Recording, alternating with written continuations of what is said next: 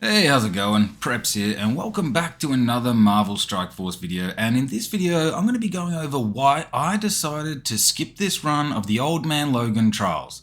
Now, I just want to start off by saying I'm not suggesting everyone skip the Old Man Logan trials.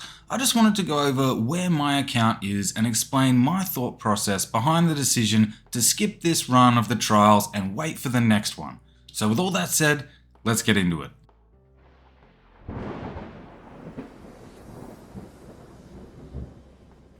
Alright, so before we get started, I just want to say a quick thanks for all of the support so far. It's absolutely crazy, and we're on our way to 1,000 subscribers, so if you're new to the channel or if you haven't subscribed yet, give it a go, it really helps the channel out.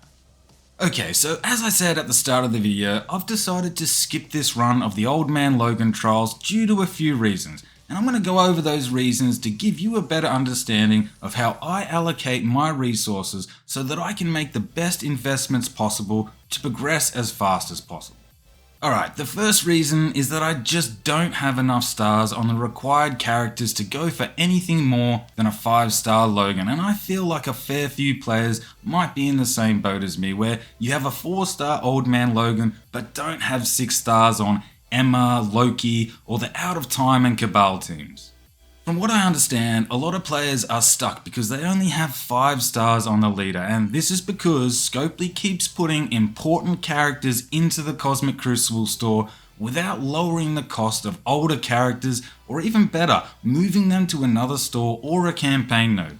Trying to farm raid characters and characters required for Old Man Logan in the Cosmic Crucible store is absolutely brutal for new and mid-game players.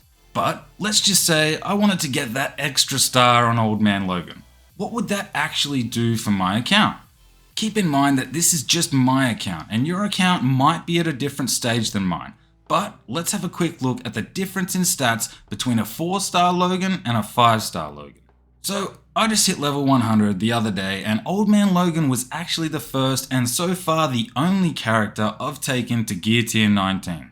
We can see that adding another star level to Logan would bump his stats up by a very insignificant amount. Now I understand that I could add red stars and that would help out a little bit, but I just don't really have the dark promotion credits available to do that just yet. The second, and probably the main reason, is that the amount of resources I personally would need to invest into the required teams to even be able to get that extra star far outweighs the benefits. Let's have a look at the characters required and the level of investment it would take.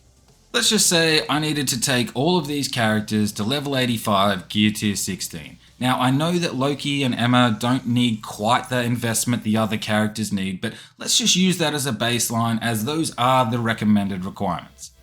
With where my characters are at now, it would take over 6,000 L4 training materials and over 60 million gold just to get an extra star on Old Man Logan. That's not taking into consideration the ability and ISO materials that I'd also need to invest into. So as you can see, the benefit of an extra star just isn't worth the investment, for where my account is at least.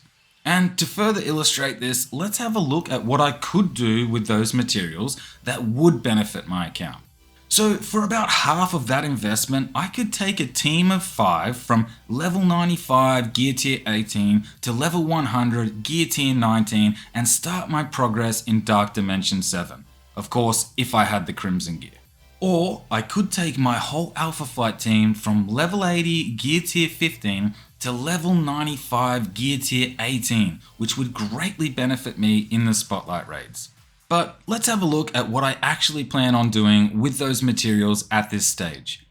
With the introduction of the Annihilators team, we enter the Marvel Strike Force Meta 3.0 era, and let me tell you that the stat boosts are absolutely insane.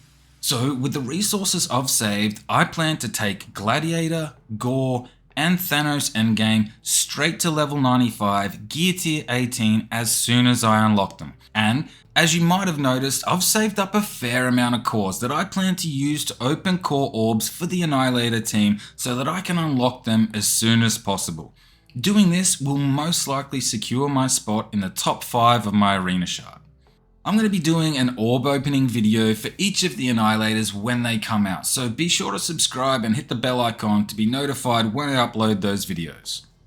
So I guess the point of this video is not to tell you that you shouldn't be trying to get more stars on Old Man Logan, because you should be. He's by far one of the best characters in the game. But what I wanted this video to show you is how I manage my resources and the balance between benefit gained and investment required. Now, if I had all of the required characters at 6 stars, this would be a completely different discussion. But as it stands, with where my account is, it just doesn't make any sense to go for one more star on Old Man Logan. Hopefully, by the time the next run comes around, I will have met all the requirements so I can get him up to 6 stars, because he really is one of my favorite characters in the game.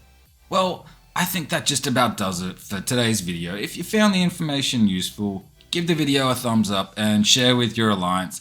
Don't forget to subscribe, because tomorrow's video is going to be a fun one. Or a really sad one, depending on my luck. Alright, as always, thanks for watching. I'll see you in the next one.